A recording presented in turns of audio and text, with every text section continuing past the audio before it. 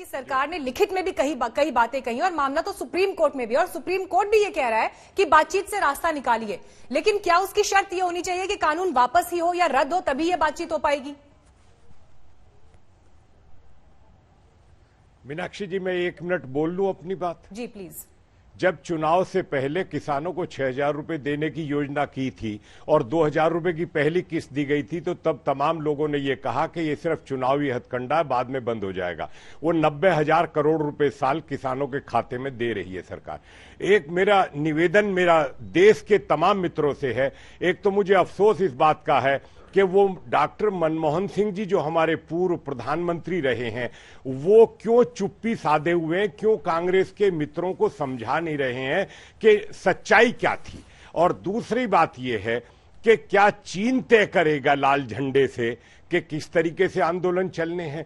क्या पंजाब के सिर्फ आड़ती ही इस देश के किसानों के लिए सब कुछ है और कोई कुछ नहीं है? मेरी बात सुनिए, हम चिदम्बरम जी की तरह गमलों में करोड़ों की गोभी उगाने वाले नहीं अखिलेश जी। मैं तो सिंबावली के पास गेहूं बोने वाला आदमी हूं। मेरी बात सुन लीजिए, आज मैं बराबर बर्दाश्त करता आ रहा हूं। आज तक जिस तरीके की बकवास आपके लोग करते हैं, कृष्णवीर चौधरी ने पूरा जीवन खेत को दिया, पशुओं को दिया, और आपके दो टके के भ्रष्ट और चोर और भूमि के लुटेरे कृष्णवीर चौधरी को ये कहते हैं कि किसान नहीं है। शर्म नहीं आती आपको? आपने उन लोगों को आज तक ये नहीं कहा कि कृष्णवीर चौधरी है कौन? आपको खुद पूछना चाहिए था कि झूठ और धोखा कब तक आपके लोग करते हैं। आप सच्चाई है, आपने सही कहा है। मैं मानता हूं कि एमएसपी की बात होनी चाहिए। मैं मानता हूं कि जमीन की गारंटी लिखित में सरकार को देनी चाहिए। मैं एक बात और कहता हूं,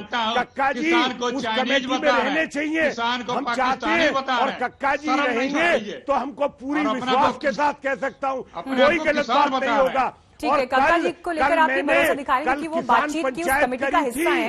कक्का जी, क्योंकि ये मामला सुप्रीम कोर्ट में भी है, मैं आपके पास ये सवाल लेकर आ रही हूँ कि क्योंकि सुप्रीम कोर्ट ने भी कल ये कहा, सरकार से पूछा, सॉलिसिटर जनरल से ये पूछा कि क्या इस कानून को अभी कुछ समय के लिए टाला जा सकता है।